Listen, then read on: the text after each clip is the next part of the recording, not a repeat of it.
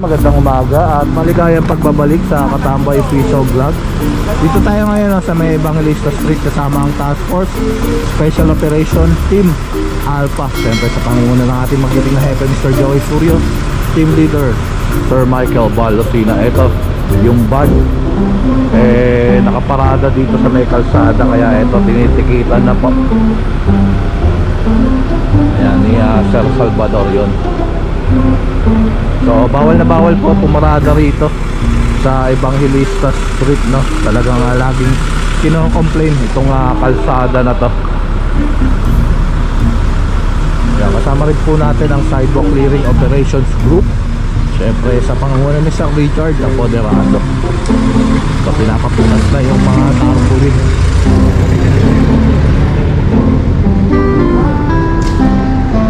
Ayun, may nakalagay doon na no parking na signage yan. Pinapakumpis ka na rin na Sir Richard.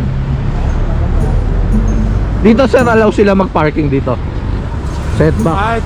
Ayan, setback. Kaso doon may poster rin. Pero ito siguro provided na to, no, na city.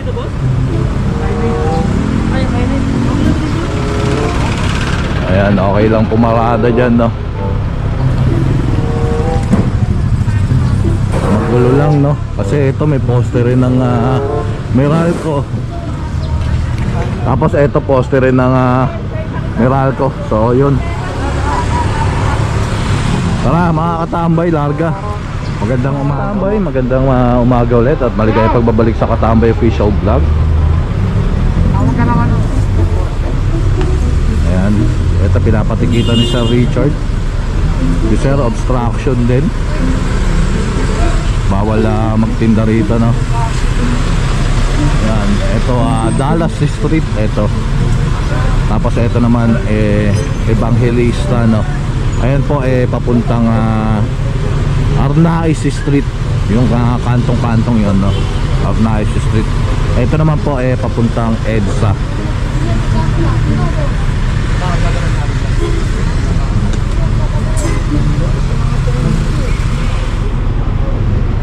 Ito pinapatikitan ni Sir Richard. Ito titikitan ni Sir Golod, Sir Simon. Makakain ng pare. Resibo po nito, resibo. Resibo po. Resibo ng resibo.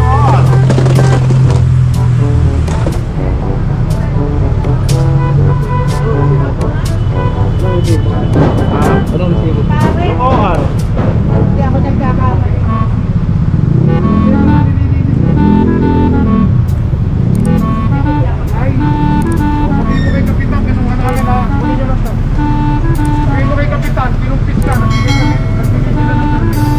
Ayan, pinapakita ni ate yung barangay permit. Boss, lakaran ng tao yan, oh, tawidan yan. Tinatandaan mo. Gusto mo, magtukatan tayo eh. Oh, ito litrato mo, ayan, oh. Tinatabi mo. Ha? Oh. Lakaran ng tao, pedestrian, hindi. May guwet, hindi. Kaya nga, may guwet o wala? May guwet. Tipid sa pedestrian.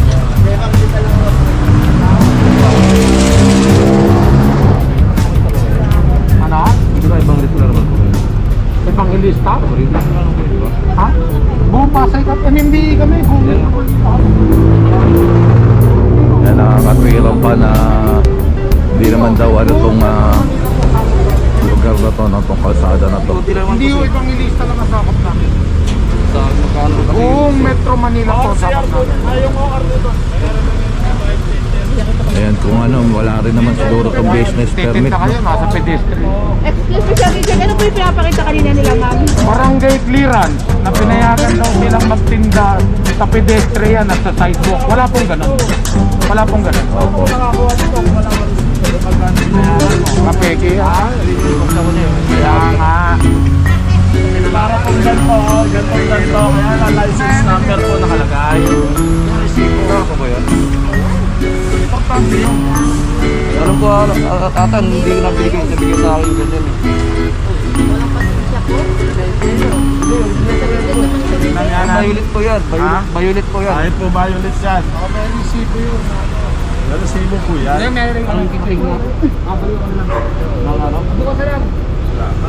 Yan pong ganito po yun. Ito, sa plate number. Yung sa resibo, license number.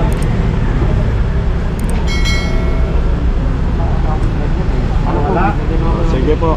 Sa opisina nyo na kunin yung ano mo ha. Bigyan ka OR. Dito, na pinagbayaran mo. Ganyan na ganyan din po ang kulay.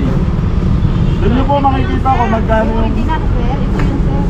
plate number po yan. Sa motor. Yung sa license number po.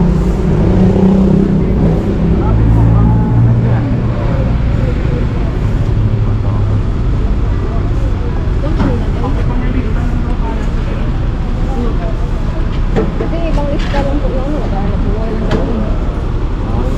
Ang limit pa ngayon. Madam, ako sa traffic po. Yun po yung boss doon sa ano. Sir, utang ko pa sa Mumbai. Sa license number po ako.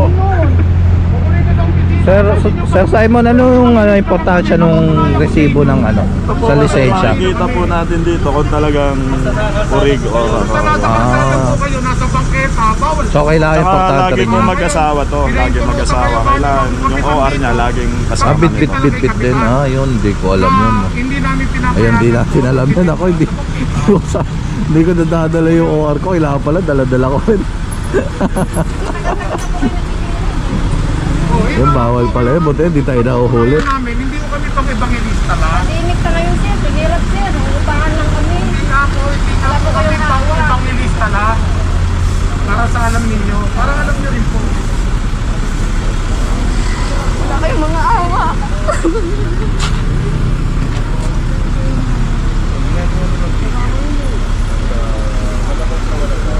Yan, titikitan na lang ni Sir Simon itong lisensya ni Sir, no?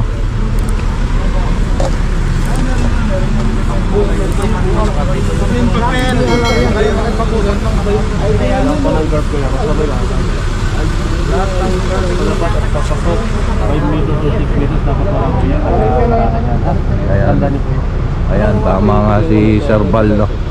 Wala na sila dito sa 6 meters. Nasa kantong-kanto pa sila, no?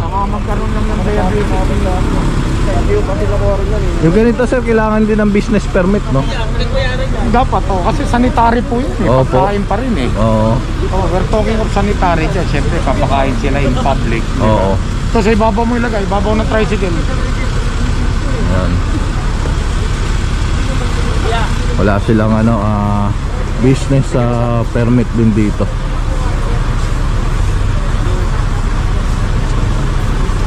Ayan, tinikita na lang ni Dapat, sir. Utang ko pa sa Mumbai, sir. Balik mo rin sa Atay, kailangan kayong matuto eh. Kasi meron kayong nilabag. Oo nga. Hindi kayo matututo. Isipin ninyo, babanggitin nyo. Pang ibanghilista lang kami. O, hindi ipatutunayan ko sa inyo, hindi kami pang ibanghilista. Kaya parang nangahamon pa nga kasi sila ma'am kanina, Sabihin, no? dito, bawal kayo lumabag dito, pwede na. O, walang ganun. Ayan, no? Tama lang na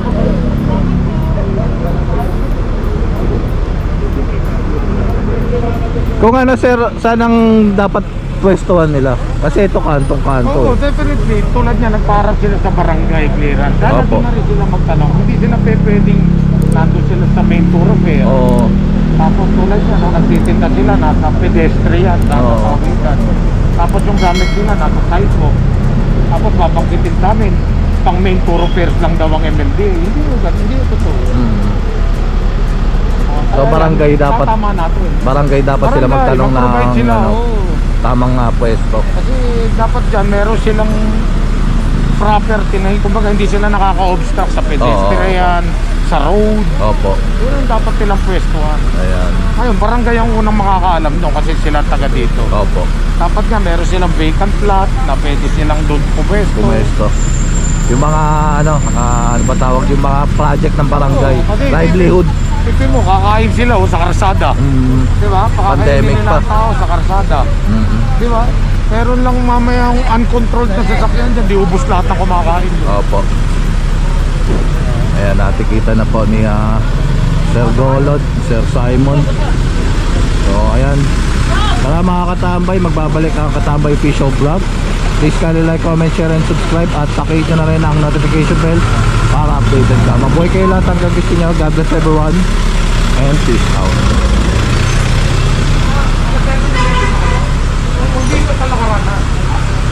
Ayan, so pinakatanggal lang ni Sir Richard